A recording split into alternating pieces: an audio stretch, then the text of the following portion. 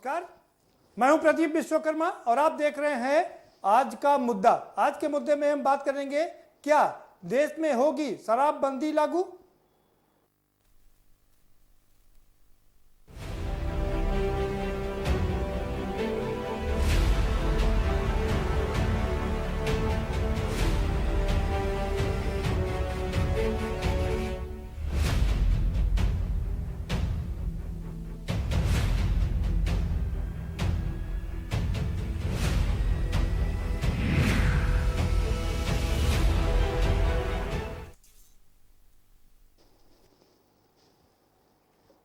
जी हाँ, केंद्र की सरकार ने लॉकडाउन पार्ट 2 किया और इसी के साथ साथ देश में शराबबंदी, गुटखा, पान मसाला और सिगरेट की भी पाबंदी लगा दी।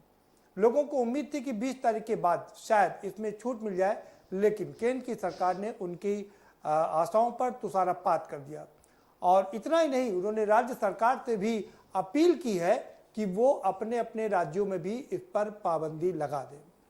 अब सवाल ये उठता है कि क्या अभी जब कोरोना वायरस के संकट से हम जूझ रहे हैं और तब इस समय शराब पर, गुटखा पर, पान मसाले पर और सिगरेट पर बैन लगाया गया है, क्या इस पर हमेशा के लिए पाबंदी नहीं लगाई जा सकती है? क्योंकि ये एक ऐसा नशा है जो हमारी युवा पीढ़ी को बर्बाद कर देता है। हमारा देश हिंदुस्तान यंगिस्तान है, यहाँ विश्व की सबसे यंग आबादी इसी देश में रहती है, लेकिन ज्यादातर आबादी का एक बहुत बड़ा भाग, बहुत बड़ा हिस्सा अल्कोहल के कारण इसमें लिप्त हो जाता है और वो पूरा अपने आप को बर्बाद कर लेता है, अपने पूरे परिवार को बर्बाद कर देता है।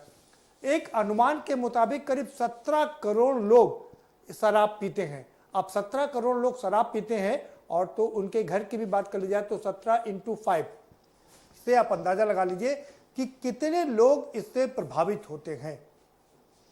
तो करीब 50 करोड़ से ज़्यादा लोग इसमें प्रभावित होते हैं और बहुत मुश्किल से जीवन यापन कर पाते हैं। और इसको पाबंदी लगाने की बात ये कोई नई नहीं है। इसके पहले भी जब देश आज़ाद हुआ था उसी समय इसमें पाबंदी लगाने की बात की गई थी और ये कहा गया था, ये दृढ़ निश्चय किया गया था कि 1956 तक इसमें पूर्ण रूप से पाबंदी लगा दी जाएगी, लेकिन ये हो ना सका। आज़ादी के 2 दशक बाद तक कई राज्यों में ये पाबंदी लागू रही, लेकिन 1967 में फिर इसके बाद लोगों ने इस पर से पाबंदी हटा ली। हालांकि कुछ समय बाद तो फिर से इस पर आवाज़ उठने लगी, पूरे देश में इसको लेकर के आवाज़ उठने लगी कि शराब पर पाबंदी लगनी चाहिए क्योंकि इससे घर पूरे बर्बाद हो जाते हैं। तो कई राज्यों ने इस पर पूर्ण पाबंदी लगा दी और खुद जो वर्तमान के प्रधानमंत्री हैं और जब गुजरात के मुख्यमंत्री रहे वहां पर उन्होंने गुजरात में शराब पर पूरी तरह से पाबंदी लगा दी, जो आज तक लागू है। और सिर्फ गुजरात की बात क्यों करें, बिहार के नीतीश कुमार ने भी अभी पिछले से पिछले चुनाव में उन्होंने वादा किया और उसके बाद इस पर पाबंदी लगा दी। बिहार में भी पूरी तरीके से शराबबंदी लागू है। इसी तरीके से नागालैंड, केरल में भी शराबबंदी लागू है, लेकिन तमाम राज्य सरकारें इसको लेकर के इतना बड़ा जोखिम नहीं उठा पा रही हैं। खासकर उत्तर प्रदेश की बात करें, और क्यों नहीं उठा पा रही, जरा ये भी समझ लिए इसके पीछे का गणित क्या है। इसके पीछे का गणित ये है कि बड़ा रेवेन्यू यहीं से आता है।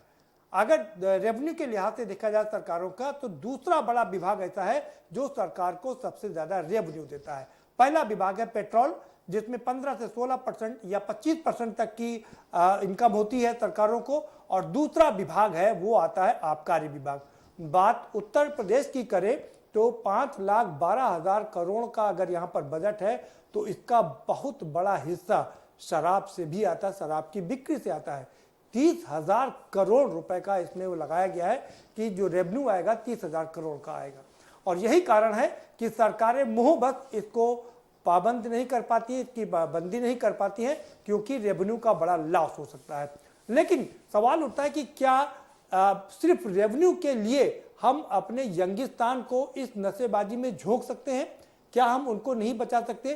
क्या हमारी ये सामाजिक जिम्मेदारी नहीं है? हम इसी पर चर्चा करेंगे। हमारे साथ खास मेहमानों का पैनल जुड़ा हुआ है, हम उनसे आपका तारुफ भी कराएंगे, लेकिन पहले आपको एक रिपोर्ट दिखा देते हैं कि दरअसल शराब की शुरुआत कब से हुई, मतलब पीना यहाँ स्वतंत्रता के बाद कब से शुरू हुआ, कहाँ कहाँ पाबंदी लगी, कब इस पे से लिफ्ट की गई पाबंदी और वर्तमान में कहां कहां पर पाबंदी लागू है और इसके कारण भी बताएंगे। लेकिन एक इस रिपोर्ट देखिए, रिपोर्ट के बाद जब हम चर्चा करेंगे तो इसमें समग्रता से आपको बताएंगे कि इसमें दरअसल होना क्या चाहिए।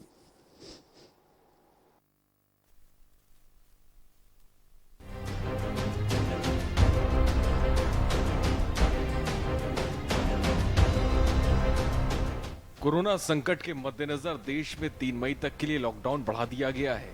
हालांकि प्रधानमंत्री ने कहा था कि जिन क्षेत्रों में हालात खराब होने की आशंका नहीं होगी, वहां 20 अप्रैल के बाद कुछ राहत दी जा सकती है। लेकिन जिस क्षेत्र में अधिकतर लोगों की नजर थी, उसे लेकर अच्छी खबर नहीं है। केंद्र सरकार ने सोशल डिस्टेंसिंग को नजर में रखते हुए लॉकडाउन अवधि के दौरान शराब, सिगरेट और गुटखे की बिक्री पर बैन लगा दिया है। साथ ही राज्यों से भी इस पर अमल करने की अपील की है। बता दें कि लॉकडाउन 1 के दौरान इस पर बैन लगा हुआ था। बुधवार को जारी गाइडलाइन में सरकार ने आपदा प्रबंधन अधिनियम 2005 के तहत शराब, तंबाकू और गुटखा की बिक्री पर प्रतिबंध लगा दिया। इतना ही नहीं, सरकार ने सार्वजनिक जगहों पर थूकने पर भी पाबंदी लगा दी। ऐसा करते हुए पकड़े जाने पर 500 रुपए का जुर्माना लगाने का कड़ा निर्देश दिया गया है। भारत में कोरोना वायरस से मौतों का सिलसिला लगातार बढ़ रहा है। देश में पिछले 24 घंटे में संक्रमण से 38 लोगों की जान गई है। स्वास्थ्य मंत्रालय के मुताबिक देश में अब तक कोरोना से कुल 414 लोग जान गंवा चुके हैं। देश में 12,000 से ज्यादा लोग कोरोना संक्रमित हैं। ऐसे में सरकार ने एहतियात के तौर पर शराब, सिगरेट और पान मसाले की बिक्री पर कड़ाई से रोक लगाने की बात कही है। ऐसे में सवाल उठ रहा है कि क्या इन चीजों पर हमेशा के लिए प्रतिबंध लगाया जा सकता है। बता दें कि आजादी के बाद केंद्र सरकार ने अप्रैल 1958 तक पूरे देश में शराबबंदी का लक्ष्य रखा था, जो कभी पूरा नहीं हो पाया। आजादी के 2 दशक बाद तक महाराष्ट्र, तमिलनाडु, मध्य प्रदेश, उड़ीसा, कर्नाटक और केरल का बड़ा हिस्सा शराब मुक्त था। लेकिन 1967 में इनमें से ज्यादातर राज्यों ने शराब की बिक्री की अनुमति दे दी। मौजूदा वक्त में गुजरात, बिहार, मिजोरम और नागालैंड में पूर्ण रूप से शराबबंदी है। पूरे देश में शराब बिक्री पर प्रतिबंध लगाने की जब भी बात होती है तो राजस्व के नुकसान का हवाला दिया जाता है। 2019 की रिजर्व बैंक की रिपोर्ट में माने तो जीएसटी के लागू किए जाने के बाद से राज्य सरकारों के राजस्व में पेट्रोल की बिक्री पर लगाए जाने वाले टैक्स से 15 से 16% और आबकारी की कमाई से अपने राजस्व का 10 से प्रतिशत इकट्ठा करती है। देश में करीब 17 करोड़ लोग शराब का सेवन करते हैं। उनमें से 3 करोड़ लोगों को शराब की लत है। इन 3 करोड़ लोगों में 6% आंध्र प्रदेश की आबादी से हैं। विधानसभा चुनाव से पहले कई राज्यों में महिलाएं शराबबंदी को लेकर मोर्चा खोलती रही हैं। कई राज्यों में शराब बिक्री पर बैन लगा तो कई राज्यों ने बैन लगाने से इनकार कर दिया। मौजूदा वक्त में देश कोरोना संकट में घिरा हुआ है। तंबाकू से लेकर मदिरा बिक्री को निषेध करने का आदेश है। साथ ही राज्यों की सरकारों से भी अपील की गई है। ऐसे में बड़ा सवाल यही है कि क्या आने वाले वक्त में पूरे देश पे शराबबंदी लागू की जा सकती है। स्पेशल डेस्क, के न्यूज।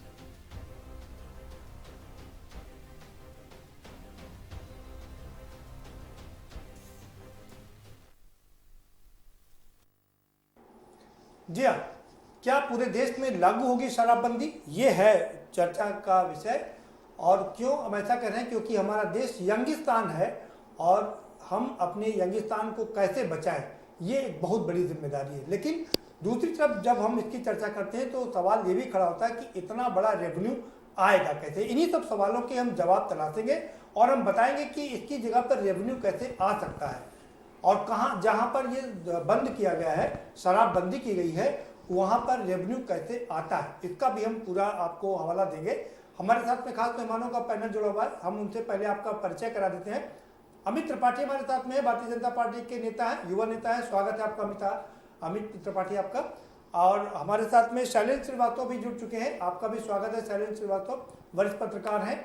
और 2 खास मेहमान और हमारे साथ में जुड़े हुए हैं। पवन गुप्ता कांग्रेस के नेता हैं और आनंद पांडे समाजवादी पार्टी के नेता हैं, वो भी जुड़ चुके हैं। आप दोनों का भी बहुत स्वागत है। अब से कुछ देर बाद एक और खास मेहमान हमारे साथ जुड़ेंगे और जब वो जुड़ेंगे डॉक्टर वेद, तो हम उनका पूरा परिचय आपसे दोबारा करवाएंगे। फिलहाल सीधा अमित त्रिपाठी का रुख करेंगे। अमित, केंद्र सरकार ने आज इन सारी चीजों पर पाबंदी लगा दी, शराब पर, सिगरेट पर, गुटखे पर पाबंदी लगा दिया है, और क्या और राज्यों से अपील की, क्या आपको नहीं लगता कि इसको हमेशा के लिए बैन कर देना चाहिए? हम अपनी युवा पीढ़ी को बचा सकते हैं। सॉरी प्रदीप जी, आपका जो आज का बहस का मुद्दा है वो बहुत ही ज़्यादा जेन्युइन है, और मैं आपको बता दूं, जैसे आपने भी बताया कि ये पहली बार मुद्दा नहीं उठा है, ये वर्षों से, जब से हमारा देश आज़ाद हुआ तब से ये मुद्दे उठते चले आए हैं, और उस पर समीक्षा भी हुई है। जैसे आप कह रहे हैं कि पिछली बार भी देखिएगा आप, जब हमारी सरकार 2014 में बनी थी, तब भी हमारी सरकार ने ही इसको कहा था कि हम सरकार में आएंगे तो इस पे भी कठोर निर्णय लेंगे, और निर्णय लिए भी गए। आपने देखा होगा कि चाहे गुटखा का पैकेट हो या फिर सिगरेट के पैकेट हो, उनमें 60% से ज्यादा जो इंजीरियस टू हेल्थ का एक ऐड है, वो सरकार ने 60% अलाउ किया कि उसको करना पड़ेगा।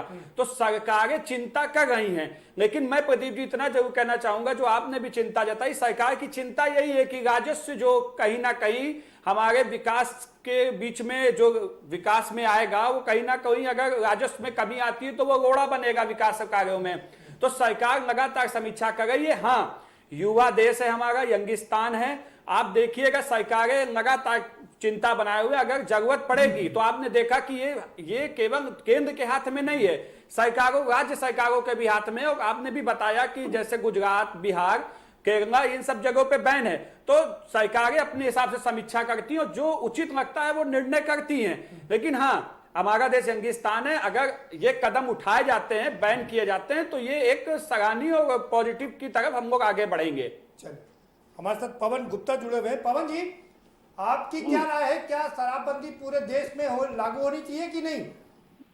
भाई, इसके कई पहलू हैं प्रदीप जी। पहला पहलू तो ये सबसे इम्पोर्टेंट है कि जो रेवेन्यू इससे गवर्नमेंट को बहुत मिलती है, मगर शराब से नुकसान क्या है, तो अगर सामाजिक दृष्टिकोण से आप देखें, जो संपन्न वर्ग है वो अगर शौक में पीता है, उसमें करता है, वो ज्यादा नुकसान, उनके लिए पैसे का कोई अंतर नहीं पड़ता। मगर जो गरीब वर्ग है, जो रोज अपनी कमाई करता है, शाम को अड्डे पे पहुंच जाता है, वहां से लेके अपने पीता है और परिवार परेशान उनका रहता है।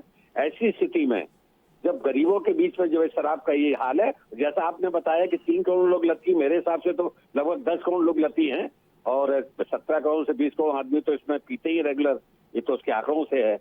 तो इतना बड़ा जहाँ पे पीने वाले वर्ग है, उसकी पूरी शराबबंदी तो बहुत मुश्किल से संभव होगी।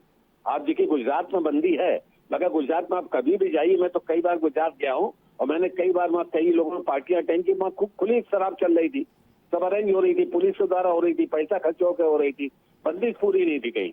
उसमें डबल कीमत पर पैसा चला जाता है। उससे बेहतर है कि गवर्नमेंट को रेवेन्यू मिले।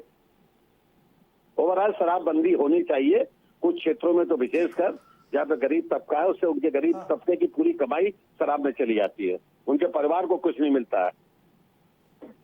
अरे भाई, जब शराब, जी ठीक है, आएंगे आपके पास में पवन जी, सवाल आपसे जरूर करेंगे। शैलेंद्र का रुख करते हैं। शैलेंद्र, क्या मानना है आपका? मेरा मानना तो ये है कि लॉकडाउन के दौरान में जो हर चीज़ों पर प्रतिबंध एक तरह से लग गया है, हमारे आडंबर पर सबसे बड़ा प्रतिबंध लगा है, तो बाय डिफ़ॉल्ट शराब, सिगरेट, गुटखा, पान मसाला, ये सारी चीज़ें आज की डेट में देखिए, न तो सामान्य रूप से कोई मांग रहा है, न उपलब्ध हो रहा है, न तो उस तरह से मुखर डिमांड आ रही है, और न ही उसकी अवेलेबिलिटी दिख रही है। बड़ा सही समय है, इसी समय इसके सप्लाई को भी धीमा कर देना चाहिए, और इस तरह की कंटिन्यूटी, प्रतिबंध की कंटिन्यूटी बनाए रखी जाए। बहुत कायदे से आप रोक नहीं लगा सकते, क्योंकि जैसा भी आपने कहा, इससे बहुत अच्छा राजस्व मिलता है, और राजस्व तो एक पार्ट हो गया। राजस्व के अलावा देखिए, लोग मानने को तैयार नहीं, जो लती हो गए हैं, यहाँ बहुत से ऐसे एरियाज़ हैं, झारखंड हो गया, छत्तीसगढ़ हो गया, बिहार हो गया, आपके उत्तर प्रदेश के भी कई ग्रामीण क्षेत्र ऐसे हैं जहाँ पर कच्ची शराब बनाते हैं, महुआ से बनाते हैं, बनाने की परंपरा रही है, और वो कल्चरल उनका एक्टिविटी में शामिल है। अगर आप रोकेंगे तो उनका तन मन धन से विरोध होगा इस बात के लिए। अच्छा, अब इसमें ये समझना है कि ये मौका जो मिल गया लॉकडाउन में, तो ये इसी बहाने इसी को कंटिन्यू कर देना है। आप सोचिए, एक बंद कर देंगे तो विद्रोह पैदा कर देगा। क्यों? क्योंकि ऑलरेडी इसमें बहुत अच्छा खासा पैसा विदेशों का और अपने देश के बड़े बड़े उद्योगपतियों का, पूंजीपतियों का लगा हुआ है। वो बीड़ी बनाने का एक व्यवसाय बना रखे, बहुत से लोगों को इसी काम में लगा रखा है। वो बोलेंगे आप इसी बहाने बीड़ी बंदी कर दे रहे हैं तो लोगों को बेरोजगार कर दे रहे हैं। वो लोग ये सोचेंगे कि मेरे रोजगार पर असर पड़ रहा है, विरोध करने लगेंगे। लेकिन ये मौका जो है ये एक सॉफ्ट सपोर्ट दिला रहा है और इसका फायदा उठा सकते हैं। पिछले इतने लंबे समय में जो ये लॉकडाउन रहा है, आप देखिए ठीक है, जिनके पास रखे होंगे वो लोग उपयोग कर रहे होंगे। बहुत सी जगहों पर इसकी ब्लैक मार्केटिंग भी हो रही है, वही चीज़ दुगने दाम पर मिल रही है। लेकिन बहुत सीमित ऐसे लोग हैं, 2-4%, 5%, 10% से अधिक तो कतई नहीं है। तो इस मौके का लाभ उठाना चाहिए और निश्चित रूप से ये बुराई है, बुराई को जितनी जल्दी दूर करें, जितना हद तक दूर करें उतना ठीक। ठीक है। अमित त्रिपाठी, आपने कहा कि इस पर पाबंदी लगाना कोई आसान काम नहीं है, बहुत मुश्किल काम है, क्यों? समझना चाहेंगे आपसे। प्रदीप जी, सबसे पहले तो मैं पवन गुप्ता जी की बात का जवाब देना चाहूंगा, जो उन्होंने बहुत प्यार से भारतीय जनता पार्टी की गुजरात में प्रतिबंध है लेकिन उसके बावजूद वहां मैं जाता हूं तो वहां सारा बिकती है। तो देखिए, मैं इनसे बताना चाहता हूं कि उनकी बात का जवाब देंगे पहले जी, हम पहले अपनी चर्चा पूरी कर लेते हैं। ये बता रहे थे कि आखिर इस पर पाबंदी क्यों नहीं लगाई जाती? प्रदीप जी, मैं आपसे ये जरूर कहना चाहूंगा कि देखिए, प्रतिबंध ही लगाना हर चीज का सलूशन नहीं है। मैं आज आपको बता दूं कि आप शराब पे प्रतिबंध लगा सकते हैं, लेकिन आज जब तक हम अपने अंदर नहीं, युवा नहीं जागेगा, तब तक हम किसी चीज को रोक नहीं पाएंगे। मैं आपको एक छोटी सी चीज बताऊंगा। शराब तो आज सामने है तो हम लोग उस पर चर्चा कर रहे हैं, लेकिन आप जानते हैं कि जो एक डायलूटर, जो एक स्टेशनरी के काम में आता है, वो डायलूटर भी आज के युवा उसको लेके दिन रात उसको नशे में प्रयोग करते हैं। तो कब सिरप लेते हैं, तो आप किसको प्रतिबंध करेंगे प्रदीप जी? ये भी एक चिंता की बात है। लेकिन अब सवाल ये है, इसको रोकने की जिम्मेदारी किसकी है? ये जो युवा पीढ़ी हमारी जा रही है, इसको रोकने, इसको सही रास्ते पर लाने की जिम्मेदारी किसकी है? क्या हम उनको यूं ही मरने देंगे? नहीं प्रदीप जी, मैंने आपसे कहा कि युवा आज भारत देश का इतना टैलेंटेड है, उसको खुद भी अपने में वो इतना टैलेंटेड है कि शराब पी करके सड़क पर पड़ा रहता है। यही तो प्रदीप जी, यही चिंता का विषय है। मैं आपको बता दूं, शराब से ज्यादा खतरनाक आज की डेट में वो डायलूटर कफ सिरप तो एक मेडिसिन के तौर पे काम करती है, लेकिन बहुत कम परसेंट है उसका, 1-2% लोग उसको करते हैं। नहीं प्रदीप, लगाते हैं, इंजेक्शन लगाते हैं, तमाम लोग करते हैं। प्रदीप जी, वो मैं आपसे कह रहा हूं, जरूरत हमें है कि हमें शराब पर पाबंदी क्यों नहीं लगनी चाहिए? सीधा देखिए प्रदीप जी, मैं ये नहीं कह रहा हूं कि नहीं लगनी चाहिए, लगनी चाहिए। अगर ये लगाई जा सकती, क्योंकि देखिए प्रदीप जी, सबसे बड़ी चीज है कि कोई भी सकती है नहीं, क्यों लगाई जा सकती? देखिए, हमें अपने देश के युवाओं को बचाना है। ये आपका प्रश्न जायज है और ये होना चाहिए और हो भी रहा है। लेकिन दूसरी तरफ मैं कहना चाहता हूं कि सरकारें भी चिंता कर रही हैं, लेकिन दिक्कत कहां आ रही है कि जो एक बड़ा वर्ग है, वो जो एक राजस्व की बात आ रही है, कहीं ना कहीं वो एक इस चीज को, इस कदम को उठाने में थोड़ा सा सरकारों को बैक कर दे रहा है। नहीं, आप मुझे बता दीजिए, हम राजस्व के लालच में अपनी पूरी युवा पीढ़ी को झोंक देंगे? नहीं प्रदीप जी, ऐसा नहीं है। आप भी जानते हैं, जब आपने खुद बताया अभी कि जब हमारे प्रधानमंत्री जी गुजरात के मुख्यमंत्री थे, उन्होंने स्वयं पहला राज्य बना था गुजरात जहां पे ये सभी, जहां पे प्रतिबंध हुआ था।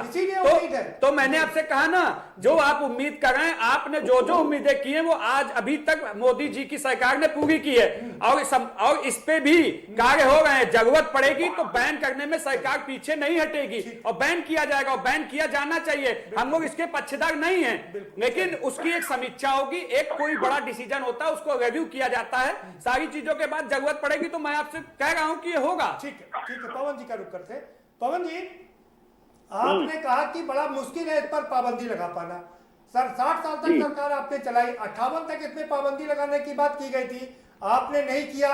लगातार इसमें रेवेन्यू बढ़ता गया और जैसे जैसे रेवेन्यू बढ़ता गया, वैसे वैसे हमारी युवा पीढ़ी इसमें जो चली गई, एडिक्टेड होती चली गई। आपको नहीं लगता अगर उसी समय पाबंदी लगा दी होती तो आज ये नौबत ना आती? निश्चित तौर पर ये बहुत बड़ी सामाजिक बुराई है, इस पर पाबंदी लगनी चाहिए। मगर वर्तमान हालात में जितने लोग इसके एडिक्ट हो गए हैं, जितने लोग इसका व्यसन कर रहे हैं, उपयोग कर रहे हैं, मैं अपने मित्र बीजेपी वालों से कहना चाहता था, यह कोई दलगत राजनीति की बात नहीं कर रहे हम लोग। या किसी पार्टी पे आरोप लगा रहे हैं। हम लोग जो सामाजिक बुराई की बात कर रहे हैं तो उसके उस पर डिस्कस कर रहे हैं। इसको नहीं, भाजपा उसकी और बात कांग्रेस चर्चा से बाद मतलब में नहीं। करेंगे। पवन जी, पहले जो सवाल पूछा है उसका जवाब दे दीजिए। अजय, इसमें जी। जो वर्तमान हालात हैं, मुझे नहीं लगता कि देश में पूर्ण शराबबंदी लागू हो सकता है, मुझे नहीं लगता। क्यों, दिक्कत क्या है? एक मिनट समझ लेने दीजिए उसमें जरा। दिक्कत है, उसका जो लोग विरोध, समझ ले, जो उसका दर्शक देख विरोध रहे हैं, बहुत होगा। पवन जी, इसमें दिक्कत क्या है पूर्ण जो शराबबंदी में? उसमें जो लती जी। लोग हैं, जो उसके शराब के लती हैं, उन लोगों के साथ बहुत बड़ी दिक्कत होगी। और उसको आप धीरे धीरे करके तो बंद कर सकते हैं, धीरे धीरे करके 5 अच्छा। में किया, इसमें किया और 10-12 साल के अंदर लेके बंद कर दिया। अगर तत्काल अगर जरा उन शराबबंदी कर परिवारों दी, का बता दीजिए पवन गुप्ता जी, जो इससे हाँ। पीड़ित है। सवाल सुन लीजिए, 17 करोड़ लोग हाँ। शराब पीते हैं, लेकिन उनके परिवार के 5 लोग उससे बहुत पीड़ित रहते हैं। वो पूरे देश में निश्चित तौर लेकर पर के पीड़ित है। आंदोलन कर रहे हैं कि इस पर पाबंदी लगनी चाहिए। मैं तो कह रहा हूँ लगनी चाहिए। ये बहुत बड़ी सामाजिक बुराई है।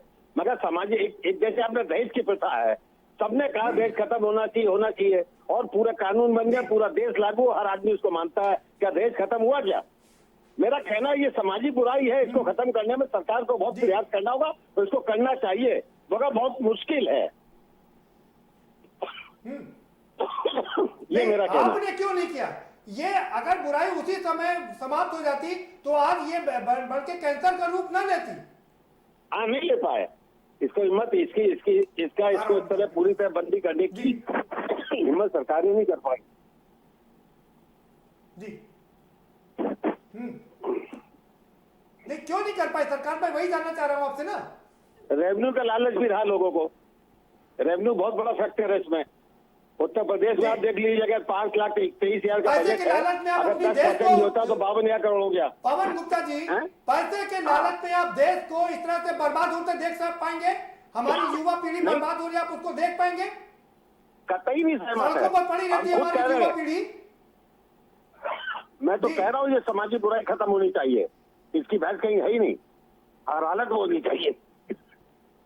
नहीं, फिर आप क्यों उस पर संदेह पैदा करने की संभव नहीं है? नहीं, संभव इसलिए नहीं है, इसका विरोध बहुत होगा। इसके पीछे और भी फैक्टर है। इसमें लोग, रोजगार में बहुत से लोग लगे हुए हैं। आप अगर सिगरेट को तो पान मसाले को, शराब को 2 के लोग जोड़े तो 50 लाख से ऊपर ज्यादा लोग इसमें लगे हुए हैं। अच्छा। आप 50 सड़कों पे एक मोहल्ले में, एक गली में आपको 10-10 दुकानें चलिए। मसाले की मिल जाएंगी, गुटखे की। दे आर सेलिंग आएंगे, गुटखा। दोबारा से आपसे तो सवाल पूछेंगे क्यों जी। हैं? दोबारा आएंगे पवन जी, आपके पास आएंगे। अमित कुछ सवाल पूछना चाह रहे हैं, अमित सवाल पूछ लीजिए अपना जी। प्रदीप जी, सबसे पहले तो मैं कहना चाहूंगा, जो आज ये कैंसर की जड़ पैदा करने वाली अगर कोई पार्टी हो तो वो कांग्रेस है। अगर 1958 में ये बैन लग गया होता तो आज ये कंडीशन भारत देश की नहीं होती, आज हम ये बहस नहीं कर रहे होते। दूसरी बात है कि अभी पवन गुप्ता जी बता रहे थे कि अगर एक लोगों को दिक्कतें बहुत आएंगी तो हम वो दिक्कत, वो गलत काम करें, उनको दिक्कत आएगी तो आने देगी, उनके चक्कर में हम उनके परिवार को बर्बाद होते भी नहीं देख सकते हैं। तो हमारी सरकार प्रतिबद्ध है, आप विश्वास रखिए। जो काम, जो कैंसर का काम इन्होंने किया था अपने 60 सालों में, उसका इलाज मोदी जी कर रहे हैं। आप देख रहे हैं, चाहे प्रमुख मुद्दे, चाहे 370, 3 तलाक हो, वो उसका कैंसर का इलाज कर दिया, तो ये भी, इसका भी इलाज यही सरकार करेगी, मोदी जी की सरकार करेगी। ठीक है, मोदी जी की सरकार के। शैलेंद्र जी, आपने कहा कि ये बढ़िया मौका है और इस समय इसको धीरे से इसकी कमी कर देना चाहिए और इसमें पाबंदी लगा देनी चाहिए, लेकिन आपको नहीं लगता कि इस बुराई को इस जड़ से खत्म कर देना चाहिए एक बार में? देखिए, जड़ से कोई चीज़ खत्म नहीं होती है और इस तरीके से जैसा भी सभी विद्वान जन बोल भी रहे हैं कि इसका बहुत विरोध होगा, वो यूं ही नहीं कह रहे हैं। राजस्व का मसला तो है ही है, लोगों के ये परंपरा का भी मसला है, लोगों के ये जीवन शैली बनी हुई है। क्या परंपरा का मसला? परंपरा का मसला ये, जहाँ पर मैंने जिन जगहों को उदाहरण दिया, बिहार, झारखंड, छत्तीसगढ़, जो जनजातीय लोग अमूमन नहीं, या अगर उधर गलत परंपरा है तो उसको परंपरा को हम ये चलने देंगे क्या? सुन लीजिए जी, एक बात समझिए, नहीं। हम आप कोई चीज कह सकते हैं गलत है। हाँ। चाइना में लोग वो नहीं, पहले आप सुन लीजिए, पहले हर जगह जवाब दीजिए। हाँ। हम समाजशास्त्र की बात कर रहे हैं। परंपराएं जब रूढ़ियों में तब्दील हो जाती है तो उस रूढ़ियों को खत्म कर देना चाहिए। क्या बुरी परंपरा को कायम रखना चाहिए हमें? अब वही बात जी, स्टेप बाय स्टेप कोई चीज आप दूर कर सकते हैं, एकाएक आप एक झटके से नहीं चलती तो हुई सती प्रथा क्या धीरे धीरे खत्म करते हैं? एक सुन लीजिए, चलती सती हुई प्रथा क्या धीरे आ धीरे रहे खत्म आप तो करते हैं? फिर किसी लती के जो लोग जो यूज करते आ रहे हैं, आप उसको देखिए। आप रोज रोटी सब्जी खाते हैं, चावल दाल खाते हैं, कहीं रोक दिया जाए? हम लगा जब एक ट्रेन 300 किलोमीटर की रफ्तार से चल रही है, आप कहीं रोक दीजिए? जब पति की डेथ हो जाती थी, पत्नी को जिंदा जला दिया जाता था, बिल्कुल तो गलत क्या है। हम उस प्रथा को आगे चालू रखते? जी नहीं, बिल्कुल नहीं करते। लेकिन नहीं, उसके नहीं लिए करते। उसके लिए कि घर में 5 परिवार में- सामाजिक जी। जागरण किया गया था, सबको बताया गया, उसके बाद तब नियम कानून बना। बहुत पहले उन्होंने कर रखा था राजा राम मोहन राय जी ने। एक बात समझिए, तो ये हमको सामाजिक जागरूकता तो बनाए ही रखनी होगी, साथ ही साथ ये देखना सामाजिक पड़ेगा। जागरूकता कैसे और सुन बनेगी? जी, लीजिए, सवाल ये हमको है। उस प्रवृत्ति को रोकना पड़ेगा जो हमको प्रेरित करता है नशा करने का। वो शराब के रूप में करता है, वो ड्रग्स के रूप में करता है, अभी जैसा बताया डाइल्यूटर के रूप में करता है, या आप बता रहे हैं सिरप के रूप में। कौन करता वो प्रवृत्ति क्या है कि हम जब हमारी देखते आपकी हैं, प्रवृत्ति कैसे बनती है, जरा बताइए तो। मैं बता रहा हूँ जी। हमारे प्रवृत्ति ये बनती बड़ी है बड़ी जब हम कंपनियां जब बड़ा किसी, बड़ा ऐड दिखाती है तो Yes, हमारी प्रवृत्ति बनती है। बिल्कुल सही बात। जी, कि और अगर आपने ये एसी नहीं खरीदा तो आप छोटे आदमी हैं। जी हाँ, और अगर आपने शराब नहीं पिया तो आप अच्छे बड़ी सोसाइटी में बैठने लायक नहीं। जी हाँ। और जी। साथ में गाने आते हैं 4 वोट का रोज का, हाँ। और उस पर कोई प्रतिबंध लगाने वाला नहीं है, बिल्कुल। और आप बहुत अच्छे से उसका विज्ञापन करते हैं। आपके जो फिल्म के बॉलीवुड के स्टार हैं या जो कोई भी है, डायरेक्ट नहीं तो इनडायरेक्ट में उसका प्रचार करते हैं, आप उनको फॉलो कराते हैं। और सबको छोड़िए, ये जो पॉलिसी मेकर्स हैं, ये जब अपने घर में या अपने पार्टी में जाते हैं तो ये खुद उसका सेवन करते हैं। नहीं, ठीक है, वो और करें। इनको देख करके निचला तबका तक ये जानता है कि अगर हमको बड़ा आदमी बनना तो आपको हमको नहीं इसका लगता, सेवन करना शैलेश जी, चाहिए। आपको नहीं लगता कि ऊपर वाला जो उच्च वर्ग है वो तो ठीक है, नीचे का आदमी दिन भर पैसा कमाता है, रिक्शा वाला 100 रुपए दिन भर में कमाता है, 50 रुपए दारू में लगाता है। आप ये कहना चाह रहे हैं कि जो उच्च वर्ग का उसको अलाउ कर दें, जो नहीं, निम्न वर्ग का बिल्कुल उसको नहीं। छोड़ दें? अगर पाबंदी लागू हो तो पूरे देश में पाबंदी हो। फिर मैंने क्या कहा, जी। ये चरणबद्ध तरीके से ही कर सकते हैं। लॉकडाउन का ये जो फेज आया, जी। इसने एक इतना अच्छा मौका दिया हुआ है कि आप इसी को ये कंटिन्यू ठीक बात कर है। जाइए। ये आपकी ठीक बात है कि एक अच्छा मौका है और यहाँ से एक अच्छी शुरुआत हो सकती है। बिल्कुल, चर्चा को जारी रखेंगे, लेकिन छोटे से ब्रेक के बाद एक ब्रेक लेंगे और ब्रेक के पर आएंगे तो चर्चा के सिलसिले को इस लिहाज से बढ़ाएंगे कि क्या परंपराएं जब रूढ़ियों में तब्दील हो जाए तो उन्हें खत्म नहीं कर देना चाहिए। तमाम परंपराएं थी, पर्दा प्रथा थी, हमारे यहाँ सती प्रथा थी, बच्चों विधवा विवाह नहीं था, ऐसी तमाम परंपराएं थी जिन परंपराओं को जब रूढ़ियों में तब्दील हुई तो हमने समाप्त किया। और क्या हम इस बुराई पर पाबंदी नहीं लगा सकते? चर्चा को जारी रखेंगे, लेकिन छोटे से ब्रेक के बाद।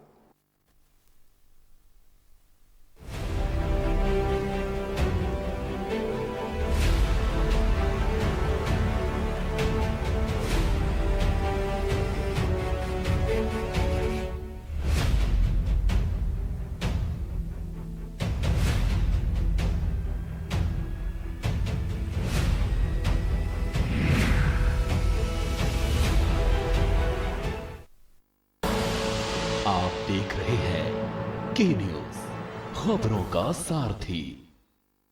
मुझे कोरोना से कितना खतरा है? कोरोना से डरो ना, सीधे आरोग्य सेतु पर चले आओ ना। अगर आपके आसपास कोई कोरोना संक्रमित व्यक्ति है तो तुरंत ही आपको अलर्ट मिल जाएगा। नहीं है तो टेंशन मत करो ना, कोरोना का एक्यूरेट ट्रैकिंग करता है ये ऐप। ऊपर से हर राज्य के हेल्प डेस्क नंबर्स दिए गए हैं यहाँ पर। आप बस सोशल डिस्टेंसिंग मेंटेन करो और आरोग्य सेतु ऐप डाउनलोड करो ना। छोटा हो या बड़ा, हर फोन में होना चाहिए आरोग्य सेतु ऐप।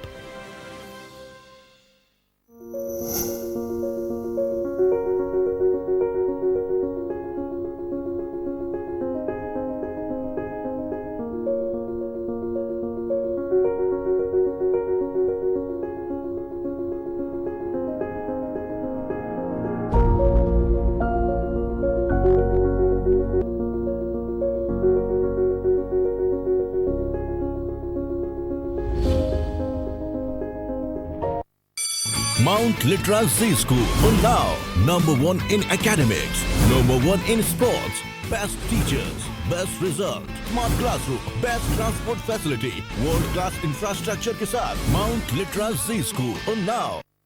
खुदी को आजमाया है तो ये अंदाज आया है, खुदी को आजमाया है तो ये अंदाज आया है।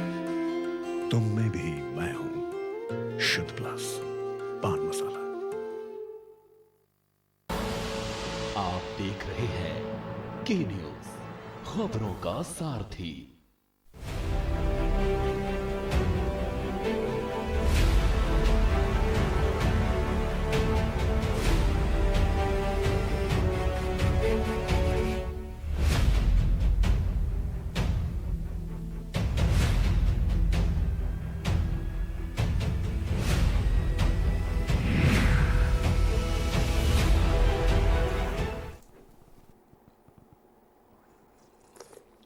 ब्रेक के बाद आपका स्वागत है और हमारे साथ इस बीच एक और खास मेहमान जुड़ चुके हैं, उनका भी परिचय हम आपसे करवा देते हैं। समाजवादी पार्टी के नेता आनंद पांडे जुड़ गए। आपका भी स्वागत है आनंद जी। और सीधा आप ही का रुख करेंगे। हम चर्चा कर रहे हैं कि क्या देश में शराबबंदी होनी चाहिए कि नहीं होनी चाहिए, आपकी क्या राय है? देखिए प्रदीप जी, अगर शराबबंदी होनी चाहिए तो पूरे देश में इस समय भारतीय जनता पार्टी की सरकार है, पूर्ण बहुमत से बैठी हुई है, पूर्ण बहुमत राज्य में भी बैठी हुई है और कई प्रदेशों में ये पूर्ण बहुमत से बैठी हुई है। पहले ये अपने राज्यों में बंद करवा दे तो ज्यादा अच्छी बात है, इससे गरीबों का ही सबसे ज्यादा नुकसान होता है। मगर ये करवाएंगे नहीं बंद, बहाना लेकर के घूमेंगे, राजस्व का बहाना करके घूमेंगे। अब देखिए ना, जिस प्रकार से भी पेट्रोल सस्ता हुआ तो पेट्रोल में क्या इन्होंने कीमतें घटाई? कहीं नहीं घटाई। तो ये सब तो लोगों के बहाने की बातें हैं। आज मसाला, पान मसाला बंद हो गया, क्या अब पान मसाला बिक नहीं रहा है? 5 रुपए का मसाला 15 रुपए में बिक रहा है। चोरी छुपे हुए बोल रही है। आपको बता दें कि अभी कितने कच्ची शराब बनाते हुए लोग पकड़े जा रहे हैं। गांव ग्रामीण इलाकों में, जंगलों में कच्ची शराब बनाई जा रही है, वहाँ पर लोग बिक रहे हैं। आनंद पांडे जी, आपने आते ही आरोप लगाना शुरू कर दिया। आपने अपना मत नहीं बताया कि पाबंदी होनी चाहिए कि नहीं होनी चाहिए। देखिए, अगर शराबबंदी होनी चाहिए, पर शराबबंदी होनी चाहिए, उससे गरीबों के ऊपर बहुत असर पड़ रहा है। 300 रुपए की दिहाड़ी दिलाते हैं, जिसमें 150 रुपए 200 रुपए की वो आपको उसमें अगर लगाने की क्या जरूरत पड़ गई आनंद पांडे जी? जी सर, आप सीधे से बोले ना कि शराब पर पाबंदी लगनी चाहिए, अगर क्यों लगा रहे हैं आप? सर आवाज आपकी साफ नहीं आ रही है। मैं ये कह रहा हूं, आप सीधा से बताइए कि शराब पर पाबंदी लगनी चाहिए कि नहीं लगनी चाहिए। बिल्कुल शराब पे पाबंदी लगनी चाहिए, बिल्कुल शराब पे पाबंदी लगनी चाहिए जी। और इसमें कोई नहीं, इसमें सबसे ज्यादा गरीबों का ही हरण होता है। गरीब व्यक्ति और बेचारे जो घर की महिलाएं हैं सबसे ज्यादा इसमें प्रभावित होती हैं। उनके बाल बच्चों पे बुरा असर पड़ता है, उनकी पढ़ाई लिखाई हर चीज से वो बेचारे वंचित रह जाते हैं। क्योंकि जितना भी वो लोग कमाते हैं वो 300 कमाते हैं तो पता लगा 150 200 की शराब पी जाते हैं, तो सही ढंग से ना बच्चों को खाना खिला पाते हैं, ना भोजन करवा पाते हैं। आनंद पांडे जी, सवाल ये है, आपने ठीक कहा कि इस पर पाबंदी लगनी चाहिए। अब दूसरा सवाल ये उठ रहा है कि आपकी उत्तर प्रदेश में 4 बार सरकार रही, पिछली बार अखिलेश की पूरे 5 साल सरकार रही, आपने कोई कदम क्यों नहीं उठाया? देखिए, अब आप इस समय तो हमारी सरकार नहीं है ना, तो इस समय हमसे ये सरकार पूछने का कोई प्रश्न नहीं उठता। हमारी सरकार ने क्या किया क्या नहीं किया, हमको हमारी सरकार को जनता ने उतार बैठे हुए हैं। नहीं, वर्तमान में आपकी सरकार नहीं है। आपकी केंद्र में भी सरकार है, प्रदेश में भी सरकार है, आपकी हर जगह सरकार है, आप मालिक हैं। ठीक बात है, लेकिन जब आपकी उत्तर प्रदेश में सरकार थी तो आपने पहल क्यों नहीं किया? आपको उस समय पहल करनी चाहिए थी ना। फिर वही वाली बात आप कर रहे हैं। अरे हम लोगों ने पहल नहीं किया उस समय, नहीं मौके पे हम लोग को समझ पाए। आप पहल कर दीजिए, आपको किसी ने रोका है क्या? अगर समाजवादी क्यों नहीं समझ पाए आप लोग? सरकार चला रहे हैं, उत्तर प्रदेश की सरकार, देश का सबसे बड़ा सूबा, 23 करोड़ आबादी यहाँ पर रहती है, आप समझ नहीं पाए? 4 बार सरकार बने आपने। अरे आप देश के सबसे बड़े सूबे के मुखिया हैं, आपके हाथ में पूर्ण बहुमत से बैठे हैं, आप बंद करिए। आपको रोका किसने है? आप दूसरों को क्यों बदनाम कर रहे हैं कि कांग्रेस ने ये किया, कांग्रेस ने वो किया, कांग्रेस ने ये किया? चलिए, अरे आप कम से कम आप सरकार पे बैठे हैं। आप ना सवाल आपसे पूछ रहा हूँ मैं, कांग्रेस से नहीं पूछ रहा हूँ। कांग्रेस से सवाल पूछ चुका हूँ, सवाल आपसे भी पूछ रहा हूँ। सारी राजनीतिक पार्टियों से सवाल पूछा जाता है। अमित त्रिपाठी, आप कुछ कहना चाह रहे हैं? देखिए प्रदीप जी, आनंद जी क्या कह रहे हैं खुद ही नहीं समझ पा रहे हैं। पहले तो उनको मुद्दा नहीं पता है। मुद्दा इनको ये समझना चाहिए कि ये भारतीय जनता पार्टी का विषय नहीं है। भारतीय जनता पार्टी ने ये विषय नहीं उठाया है, ये विषय आपका है, आप मीडिया वालों का है। तो मैं आपको बता दूं आनंद पांडे जी को कि सवाल आपसे ज्यादा हक बनता है पूछने का, क्योंकि आप 4 बार प्रदेश में सरकार हैं और आपने केंद्र में कांग्रेस की बैसाखी का काम किया है। और उस समय अगर आपने इस पहल को किया होता, ये रुक गया होता, तो आज ये हम बहस नहीं कर रहे होते।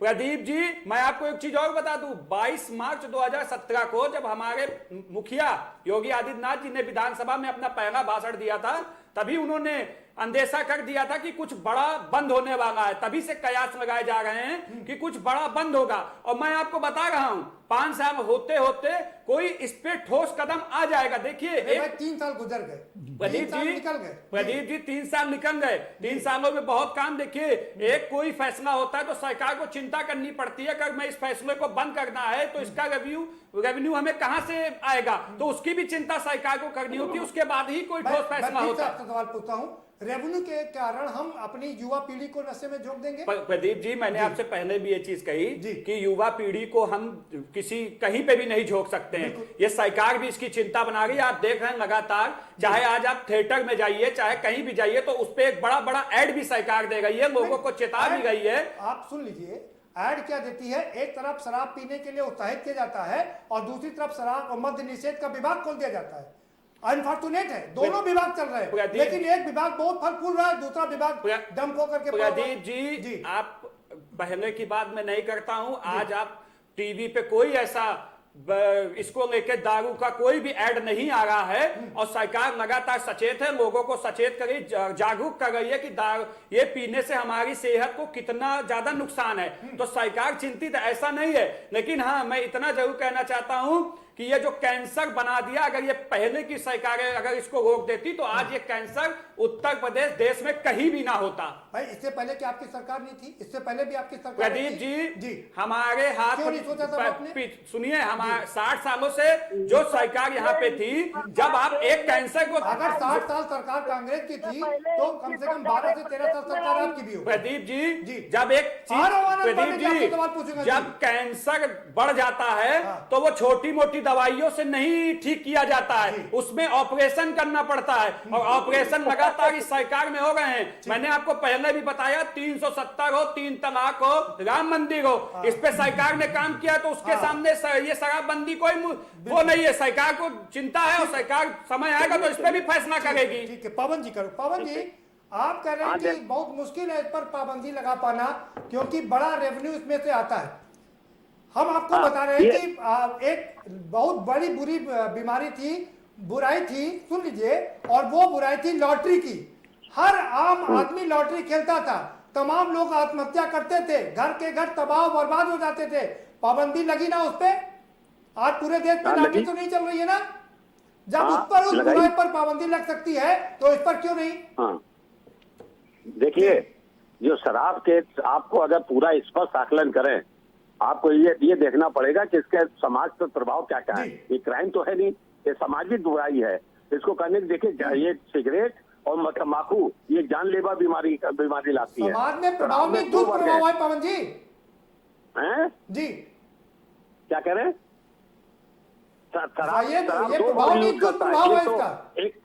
एक तो संपन्न वर्ग करता है और दूसरा जो गरीब वर्ग करता है। संपन्न वर्ग को कोई अंतर नहीं पड़ता उससे। दिक्कत सबसे बड़ी गरीब वर्ग की है, जिसको 500-200 रुपए कमा के लाता है, उसमें 100 रुपए शराब में खर्च कर देता है, अपने परिवार को नहीं देता, उनके परिवार परेशान रहते हैं।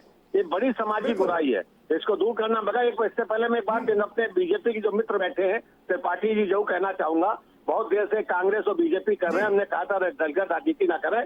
पिछले 23 वर्षों से केंद्र में 13 वर्ष आपकी सरकार है, कुल 10 वर्ष कांग्रेस रही है, 23 वर्षों से आप हैं। आपने 13 वर्षों में अब तक क्यों नहीं खत्म कर दी? क्यों नहीं आपने आज तक बात उठाई? आपने 10 वर्षों में क्यों नहीं खत्म कर दिया? बहुत कर रहे हैं। पहले सवाल आपसे पूछ लिया, हमने अमित से सवाल पूछ लिया। आप बता दीजिए, बैक टू बैक 2 बार सरकार रही आपकी, 2004 से लेकर के 14 तक आपने बैंक क्यों नहीं लगाया? गुजरात में किसने लागू किया प्रदीप जी? गुजरात में किसने लागू किया? नहीं, 2004 से लेकर के 2014 तक आपकी सरकार थी, आपने बैंक क्यों नहीं लगाया? कोई प्रयास और नहीं जब किया। 58 तक जब उस समय 1958 शराबबंदी की कोई भी पर मांग पाबंदी पब्लिक के लगाने तरफ से की नहीं बात आई। की, उस समय पाबंदी क्यों नहीं लगी? जनता की तरफ से कोई मांग उस समय नहीं आई इसकी। जितनी मांगे आई सबको सरकार ने पूरा किया, चाहे खाद्य सुरक्षा बिल हो, चाहे किसानों का जमीन का अधिग्रहण हो, चाहे लोक आयोग की बात हो, हर विषय पे किया। अगर शराबबंदी बात आती तो भी होती, मगर जो हमारे बीजेपी के मित्र बोल रहे हैं, पूरे इनकी सरकार देश में आंदोलन चल रहे थे, इनकी सरकार वो है, आपको ये अपने क्या कर लिया इन्होंने जी। आगे 60 सालों में आपने क्या कर दिया? आपने तो कैंसर की जड़ पैदा कर दी हिंदुस्तान में। आज हम उसी पे काम कर रहे हैं। आज आपके पास आप पिछली बातों का जवाब नहीं दे पा रहे हैं। 60 सालों में आपने जो बोया है वही आज देश काट रहा है। आपको तो किसी मुंह से, आपके मुंह से ये शब्द नहीं अच्छे लगते। आप ये कहने की बजाय काम करने का काम करो त्रिपाठी जी। आपने तो जो कर्म किए हैं, जो कारनामे किए हैं, उसको हमारी सरकार ठीक कर रही है। सामाजिक बुराई पर डिस्कस हो रहा है, उसका करिए। नहीं होगा, नहीं कारनामे शब्द इस्तेमाल नहीं होगा यहाँ पर। बड़े हैं पवन जी और वरिष्ठ नेता है। आप किसको दोष इसलिए दे मैं रहे आपसे हो? अनुरोध करूंगा संसदीय कभी मांग नहीं हुई इस तरह की, जी कभी भी मांग नहीं आई। सामाजिक बड़े स्तर पर मांग नहीं आई कि शराबबंदी होनी चाहिए। ये सच्चाई नहीं है कि अगर ये चीज जिस समय पैदा हुई थी उसी समय खत्म हो जाती तो क्या आज हम आप ये बहस कर रहे होते? बिल्कुल ठीक। और जो आपने 60 सालों में नहीं कर पाया वो आप 10 साल में उम्मीद करते हैं कि हो जाए। कैंसर का इलाज मैंने पहले बताया ऑपरेशन से होता है, छोटे मोटे पैरासिटामोल खा के नहीं होता है। और जो आप लोगों ने किया है पवन जी, इसी का खामियाजा आज आपको देश आपकी बातों पे यकीन नहीं करता है। और आज आपने इसका जो देखा होगा कि राहुल गांधी की प्रेस कॉन्फ्रेंस जो हुई उसको किस तरीके से मजाक बनाया जा रहा है ट्विटर पे। इस तरीके की चीजों को मत करिए, देश आपको देख रहा है। आपके झूठ को बेनकाब हो रहा है आपको सबके सामने। चीजों को समझिए, कांग्रेस पार्टी की देन है, ये गंभीरता का विषय है, इसको गंभीरता से लीजिए। वो कांग्रेस पार्टी की देन है। आज आईटी में हम लोग आगे, हम लोग कांग्रेस पार्टी की देन है। चिकित्सा में आगे हम लोग कांग्रेस पार्टी की देन है। आप कहाँ बाद में मित्रों बात कर रहे हैं आप? भ्रष्टाचार जो देन है वो भी कांग्रेस की देन है। आज जो नहीं प्रदीप जी जो ये देन बताएगा तो उनको भी बताना पड़ेगा ना, और इनकी क्या क्या देन है। समय पर हो रहा है अमित जी, उतना भ्रष्टाचार कभी हुआ ही नहीं। कामों के रेट एक भ्रष्टाचार बता दीजिए पवन जी। आप लोग झूठे आरोप लगाते हैं अपने नेता राहुल गांधी के तरीके से। क्या गुना बढ़ गए? आपको लंबी लिस्ट दे दूंगा भ्रष्टाचार की। अगली बार आप आ जाइएगा इसी चैनल में बहस में, अगली बार आ जाइए। मैं आपको लिस्ट दूंगा, आपको देश सुनता नहीं है, लोग सुनते नहीं है। वो अलग बात है भाई पवन जी। 2 बार से आपकी सरकार बन रही है, 60 साल तक देश उनको सुनता रहा, मंत्रमुग्ध रहा कांग्रेस के। उसमें सुनिए पवन जी, सवाल ये है कि जब 4 राज्यों में ये बंद है, पाबंदी पूरी तरीके से लगी है, ये अलग बात है कि थोड़ी बहुत चोरी छिपे बिक जाती है, लेकिन पाबंदी है ना, तो बाकी देश में क्यों नहीं हो सकती है? आपके जहां पर कांग्रेस की सरकार है वहां पर पहल क्यों नहीं हो पा रही है? प्रदीप जी, एक भी व्यक्ति हमको नहीं मिला जो मसाला खाता हो, सिगरेट पीता हो, शराब पीता हो, जो ना कर रहा हो। उसको शराब भी मिल रही है, मसाला भी मिल रहा है और सिगरेट भी मिल रही है। हर व्यक्ति को मिल रही है, कोई रुकावट नहीं है। कीमत 3 गुना 2 गुना दे रहा है। तो गुजरात में मिल रही तो राजस्थान में इनकी सरकार है, वहां प्रतिबंध तो लगाएं। वहां क्यों नहीं लगाते हैं? गुजरात पहुंच जाते हैं सीधे, राजस्थान में नहीं बात करते हैं, छत्तीसगढ़ में नहीं बात करते हैं, और पंजाब से ज्यादा कहीं नशा है। आप बताइए प्रदीप जी। पंजाब तो पूरी तरीके से वो है। मंदी देखो, देश कहा जा रहा है उसको देखो, और कोरोना से हम लोग मिलकर लड़ ही रहे हैं। बेरोजगारी पे चर्चा करेंगे तो उस पर भी जवाब मिलेगा आपको। जो जिस मुद्दे पर चर्चा हो रही है उस पर चर्चा करिए जी। हमारी आप तो वैसे बेरोजगार होगा, कांग्रेसी तो वैसे भी बेरोजगार हैं, कोई काम नहीं है, केवल आके झूठ बोलते हैं। नहीं असंधि नहीं, आप इनको भी सुनिए, आप प्रदीप जी इनकी भी बात सुनिए। ये बेबुनियाद आरोप लगा रहे हैं जिस तरीके से। लेकिन झूठ और ये इस तरह से शब्द नहीं चलेंगे। जरा आनंद पांडे का रुख करेंगे। आनंद पांडे जी, सवाल यह है कि क्या हम पैसे के लालच में देश को गर्त में जाता हुआ देख सकते हैं? देखिए सर, बिल्कुल नहीं। मैं फिर एक बार इनसे कह रहा हूँ कि जनता ने आपको केंद्र में बैठा दिया है, 14 राज्यों में आपके मुख्यमंत्री बैठे हुए हैं, आप क्यों नहीं बंद कराते? पूर्ण बहुमत से बैठे हुए हैं, उसके बावजूद आप 2 साल ऊपर करते हैं कि कांग्रेस ने 7 साल में किया कि आप 50 साल। अरे आप भी कई बार बैठ चुके हैं, आपने अपने राज्यों में क्यों नहीं बंद कराया? आप दूसरों की बात कर रहे हैं, इस समय बैठे हुए हैं आप, आपको बंद कराना चाहिए, आप बंद कराइए। आपको रोका किसने? नहीं, ठीक है, आपको पूर्ण वर्तमान बहुमत की से जनता ने सरकार से बैठा सवाल दिया पूछे आपको। जा रहे हैं आनंद पंडित।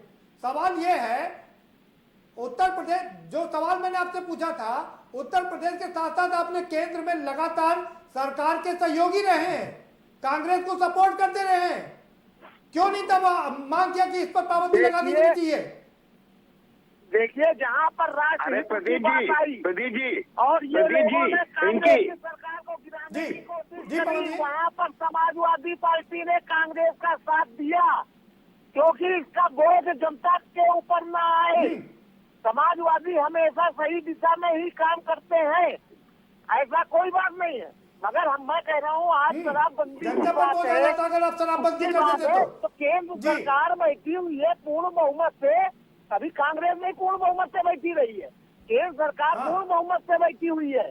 अरे फैसला ले बहुत सरकार, 400 से ज्यादा सांसद थे कांग्रेस के। मध्य प्रदेश 84 में जब इंदिरा गांधी की हत्या हुई, उसके बाद जब इलेक्शन हुआ तो 400 से ज्यादा सांसद चुन के आए थे। अरे आज भी आनंद पांडे जी, समझ में आ रहा है आपको?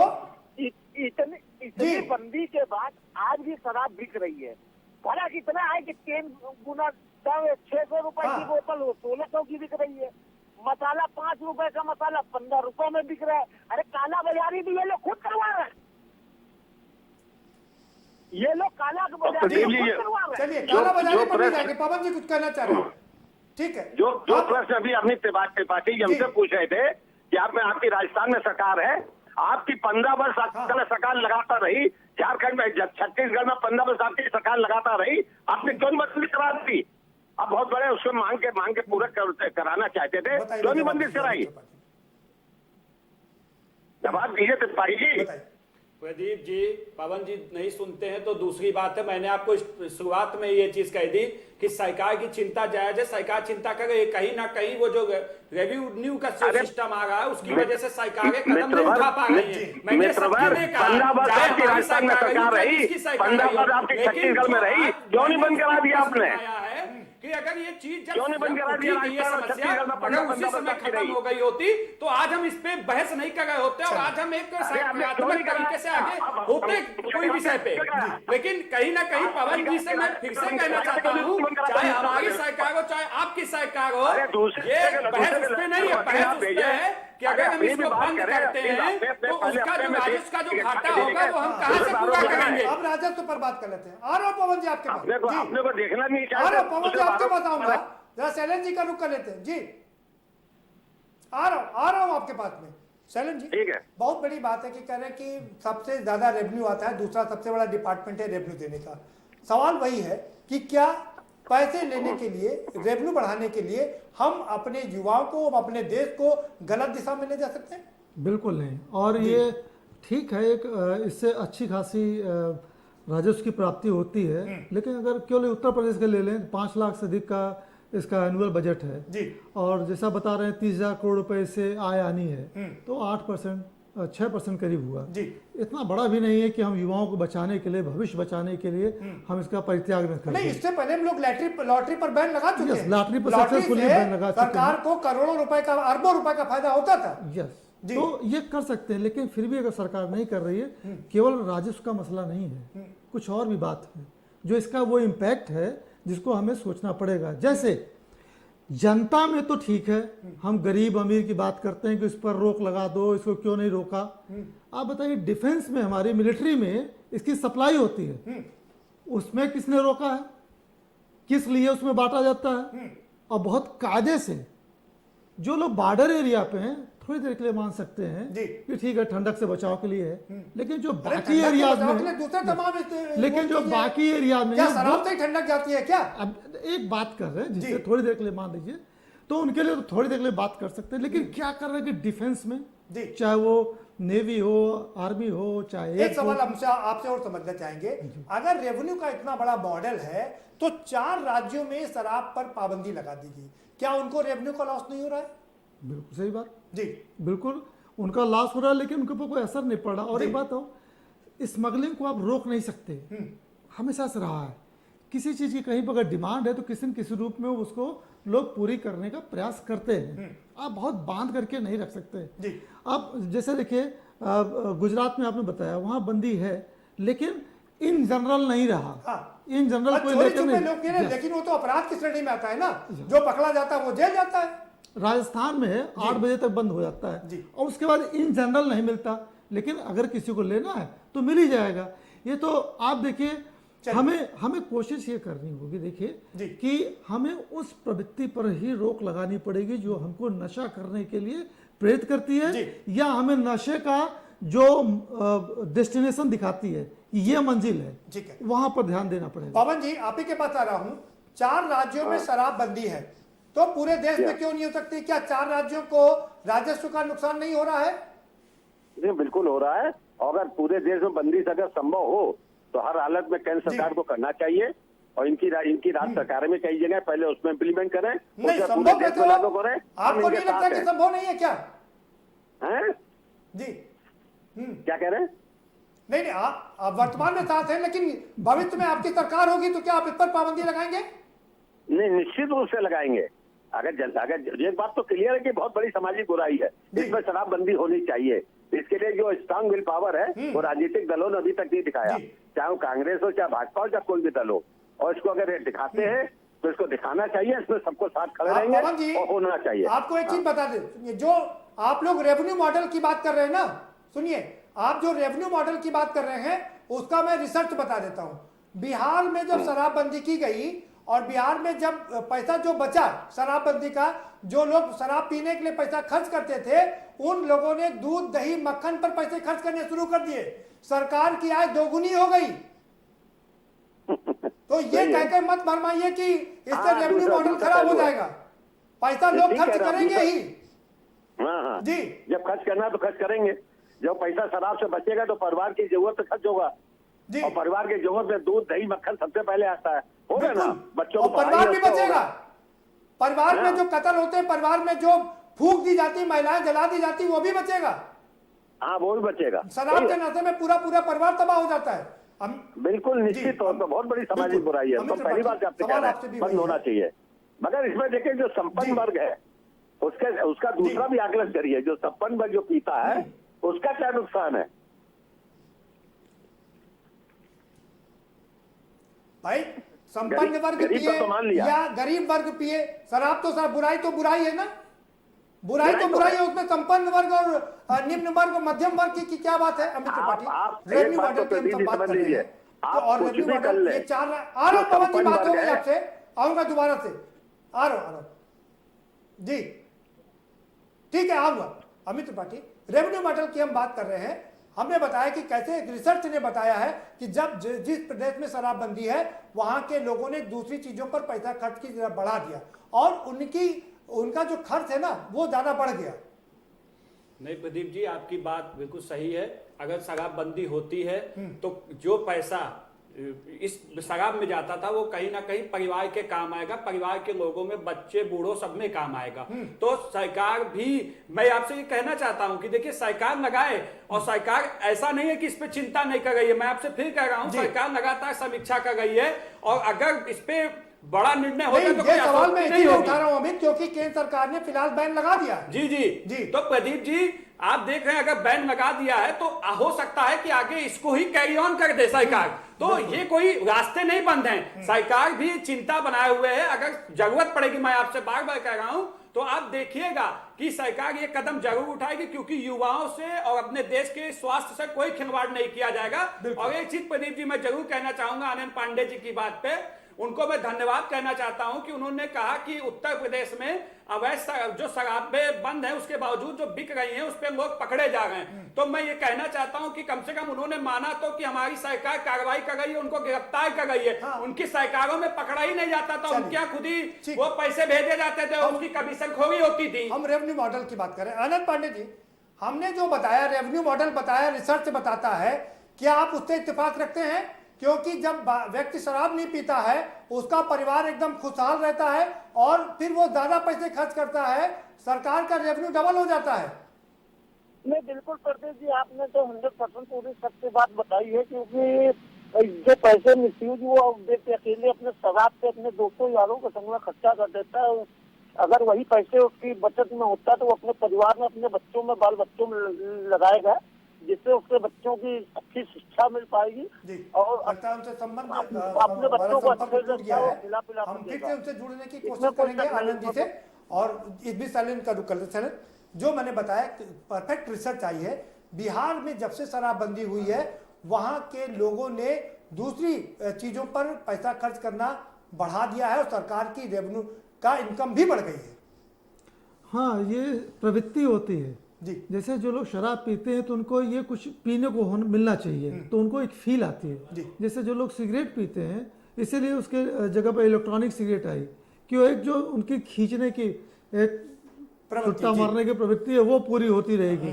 तो ये उसी तरह से है कि आपने एक जगह पर अगर सप्लाई रोकी तो कहीं और जाकर के निकलेगी। बिल्कुल। तो इसलिए बहुत ज़्यादा उससे घबराने की जरूरत नहीं है कि राजस्व चला जाएगा, डूब जाएगा, वो कई जगह फैल जाएगा और ले दे करके जब रहेगा इकोनॉमी में तो उसका लाभ मिलता रहेगा। उसके प्रति बहुत ज़्यादा चिंतित नहीं होना चाहिए।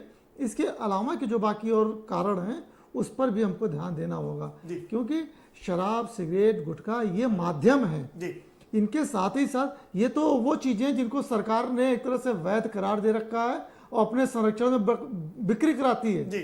वो कहती है कि ठीक है इतना बेच सकते हो, इस दुकान से बेच सकते हो, यहीं से खरीदो, ये तो वो चीज़ें हैं। लेकिन आप सोचिए ये इतनी शराब पीने के बाद जब इसका भी इससे अधिक की तलब लगती है तब लोग ड्रग्स में जाते हैं। हाँ, जिसके नहीं, ऊपर ड्रग्स में जाते हैं, चोरी करते हैं, डकैती डालते हैं। जब वो पैसा नहीं मिलता है तो सारे बुरे काम करते हैं। और 20 रुपए का ढक्कन बेच देंगे। हमारे जितने मेन होल के ढक्कन है सब इन्हीं स्मैक्यू ने बेच दिए। बिल्कुल सही। और ये बहुत ही खतरनाक स्थिति की तरफ ले जा रहा है, युवा वर्ग वहां फंस रहा है। आज आप देखिए शहरों में मॉडर्न स्मार्टनेस दिखाने, एक लाइन, स्मार्टनेस दिखाने के लिए हुक्का बार में जाना एक फैशन बन गया है। उस वजह से लोग नशेड़ी हो रहे हैं। बहुत शुक्रिया आप सभी मेहमानों का, बहुत शुक्रिया इस चर्चा में भाग लेने के लिए। तो अंत में सारे हमारे जो मेहमान हैं उस बात पर एग्री करते हैं कि नहीं, ये एक बहुत बड़ी सामाजिक बुराई है और ये पूरे परिवार को नष्ट कर देती है। और पंजाब का उदाहरण है जहां पर उड़ता पंजाब जैसी फिल्म बनी, जहां दिखाया गया कि कैसे ना सिर्फ घर, पूरे परिवार, पूरा खानदान तबाह हो जाता है और बर्बाद होते देखे, पूरा मोहल्ला, हमने कॉलोनी बर्बाद होती देखी है। तो क्यों ना इस पर पाबंदी लगा दी जाए। सारी राजनीतिक पार्टियां इससे सहमत हैं, लेकिन सवाल यही उठता कि आखिर इस पर रोक कब लगेगी, इस पर पाबंदी कब लगेगी। बात जहां तक राजस्व की रही तो ये बात बिल्कुल साफ हो चुकी है कि राजस्व अगर एक जगह से बंद होगा तो दूसरा राजस्व का स्रोत खुल जाएगा। इस बात में कोई शक नहीं। फिलहाल इस कार्यक्रम में इतना ही। आप हमें दीजिए इजाजत और बाकी खबरों के लिए देखते रहिए के न्यूज़ इंडिया।